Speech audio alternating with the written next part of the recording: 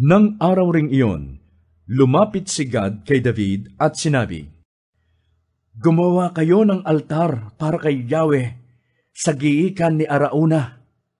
Sinunod ni David ang utos ni Yahweh. Nang makita ni Arauna na dumarating ang hari, kasama ang kanyang mga lingkod, sumalubong siya at nagpatira pa sa harapan niyon. "Ano po kaya ang inyong pakay, kamahalan? At dumalaw sa inyong abang lingkod?" tanong ni Arauna. Sumagot si David, "Bibilhin ko ang iyong giikan para pagtayuan ng altar ni Yahweh, upang mahinto na ang salot." "Hindi na po kailangang bilhin ito. Gamitin na po ninyo sa paghahandog." Tugon naman ni Arauna. Sinabi pa niya, "Mayroon po akong mga toro dito.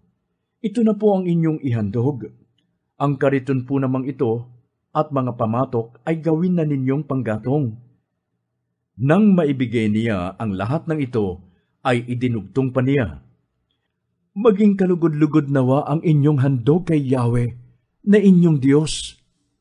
Ngunit sinabi ng hari, "Hindi maaari.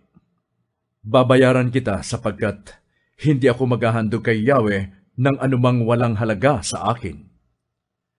Kaya't binayaran ni David ang giikang iyon at ang toro sa halagang 50 pirasong pilak. Gumawa nga siya ng altar at nagdala roon ng handog na susunugin at handog pangkapayapaan. Pinakinggan ni Yahweh ang panalangin ni David para sa bansa at tumigil na nga ang salot sa Israel.